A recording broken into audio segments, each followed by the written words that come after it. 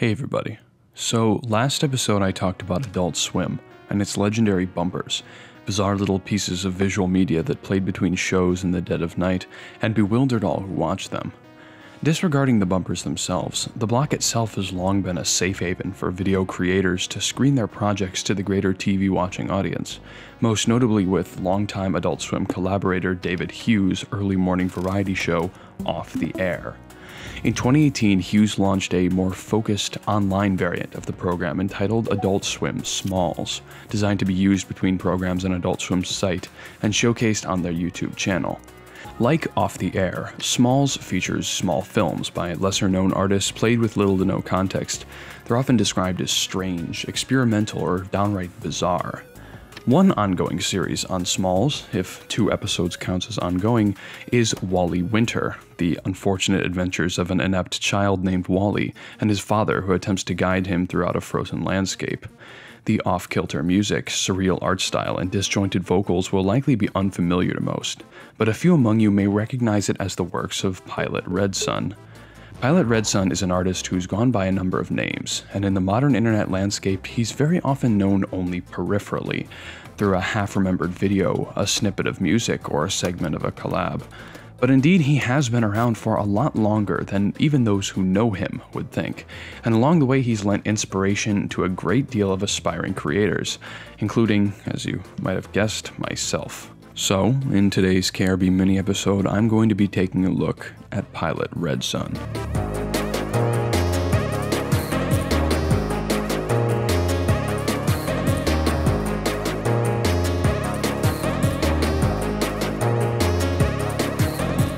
Now, Pilot Red Sun is the most well-known alias of one Michael Epler, born in 1994 and currently residing in San Jose, California. Those of you who already know of his existence may have found him through a variety of sources, but those who are unaware or only peripherally aware probably know him from his YouTube channel under the Pilot Red Sun name, on which he released a number of animations that have seen quite a bit of traffic. But regardless of whether or not you're familiar with him, his story goes back a lot longer than many would think, and details one artist's journey to self-realization through the evolving art they created. As such, we'll start at the beginning. On January 16th of 2008, a YouTube channel entitled PokeRemix Studio, PRS, was created. For 2 to 3 years throughout the end of the 2000s, PokeRemix Studio uploaded upwards of 70 videos featuring what you'd likely expect from the channel's name. Remixes of all shapes and sizes based off the music from the Pokemon series, ranging from techno remixes of area themes from Gold and Silver, to remixes of the original trainer battle theme from Pokemon Red and Blue, and many more in between.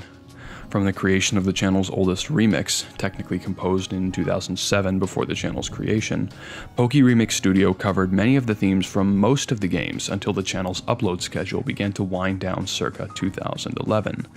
And as you might expect, this was Pilot Red Sun's first venture into music production. He would later state that he was only 14 at the time of the channel's creation, and produced many of the remixes out of a love for the games and their music throughout high school, during which he regarded the channel as his, quote, pride and joy. And others seem to share this appreciation. Many of PokeRemix Studio's more popular remixes received views in the hundreds of thousands or even millions, with the channel racking up over 39 million views throughout its existence.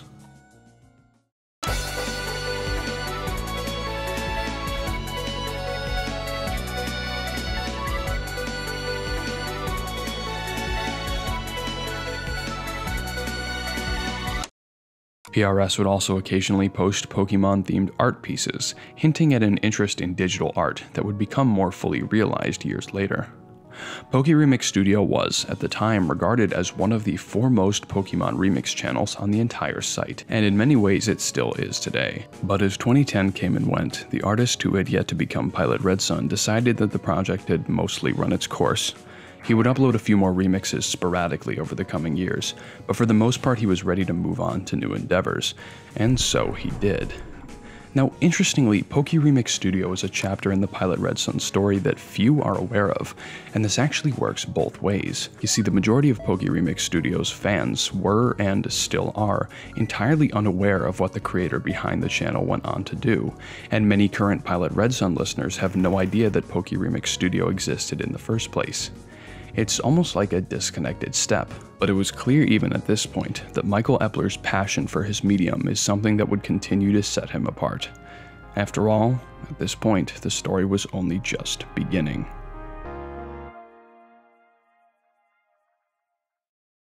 In August of 2009, during the latter half of PokeRemix Studios' uploads, a Fur Affinity account named Bittertooth was created, posting its first track, entitled Flying Snake, the day after creation. Bittertooth would go on to become the drum and bass alias of PRS, and while PokeRemix Studio was winding down, and for a good bit after, a massive quantity of tracks would be uploaded to the account, rivaling the amount created by PokeRemix Studio over the previous 2 years.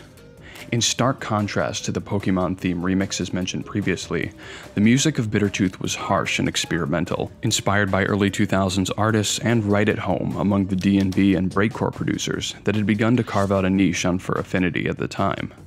The primary inspiration for the Bittertooth style, as the account would later describe, was a user named MadGamer on the hobby site Acid Planet, who would inspire Bittertooth's iconically complex and unconventionally timed breakbeats, a far cry from what he was producing just 2 years prior.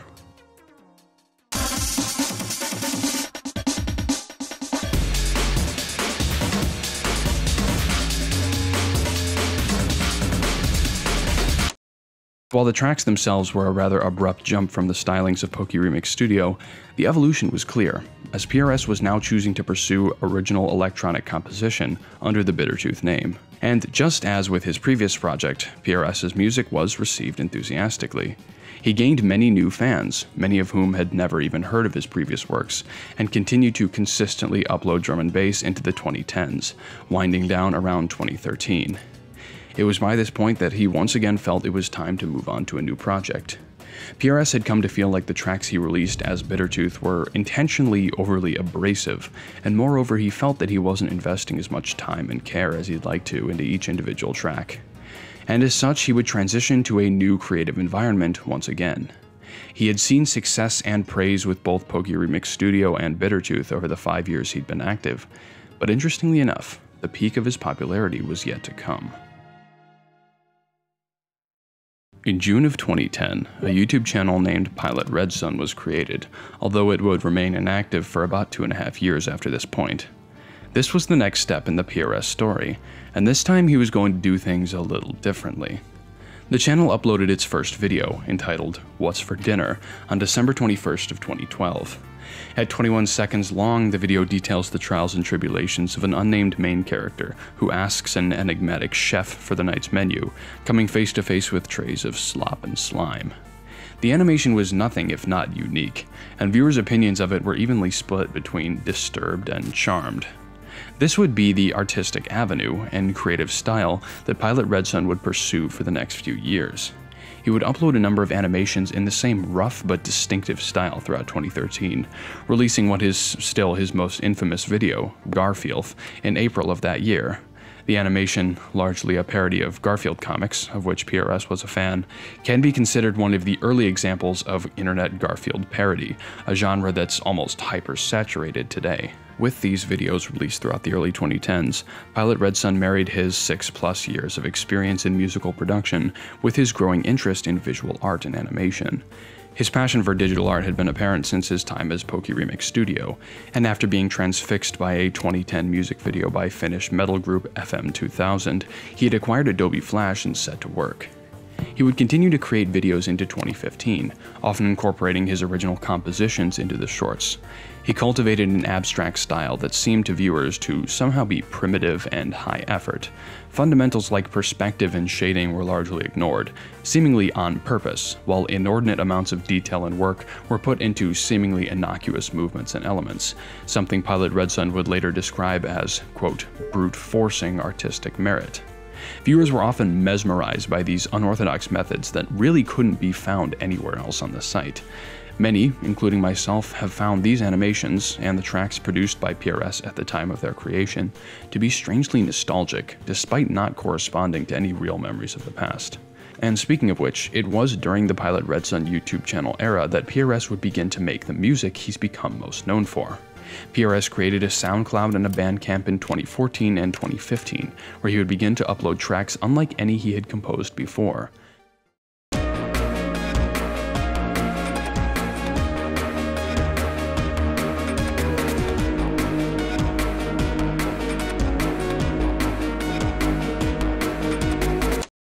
Pilot Red Sun's new music was, in many ways, similar to his animations, unique and unorthodox in ways a listener wouldn't expect.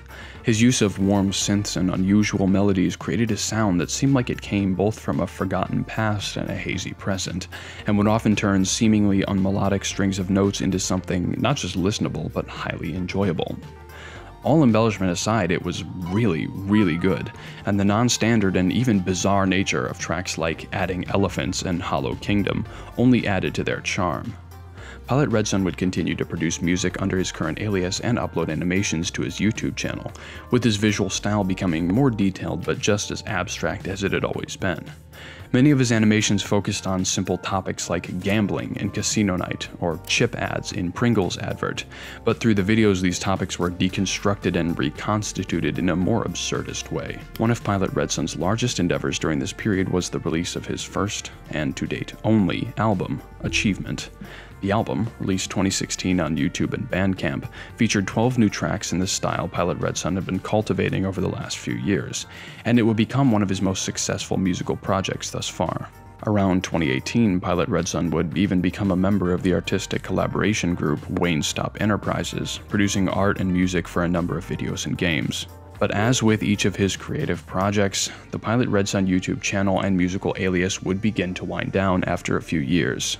Into the late 2010s and early 2020s, Pilot Red Sun's animations would become more detailed and visually striking, but also fewer and farther between, some being uploaded close to a year apart. His SoundCloud would similarly begin to wind down its posting as we neared 2020. And it was around this time that the most recent chapter in PRS's story would begin.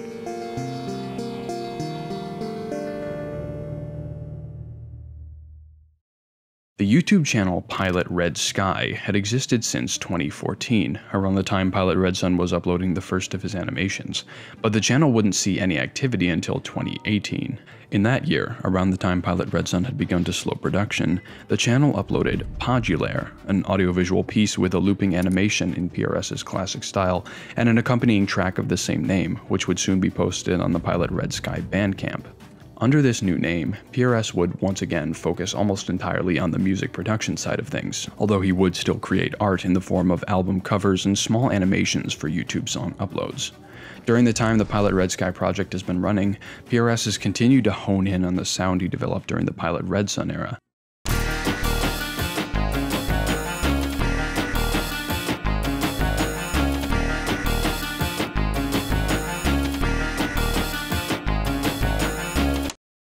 And in my opinion, the tracks he's created in this most recent period are some of my absolute favorites.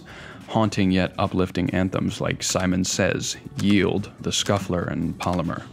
And of course I can't discuss this without mentioning Fleece Snow KBS, which has for several years been in the running for my favorite electronic track of all time. Pilot Red Sky has continued to release a variety of new tracks, usually in the form of singles or EPs, for the past 4 years, and each of these is accompanied by an animated upload on his YouTube channel. And this is where our story ends, at least for now. Now, PRS hasn't entirely ceased activity on any of his former accounts.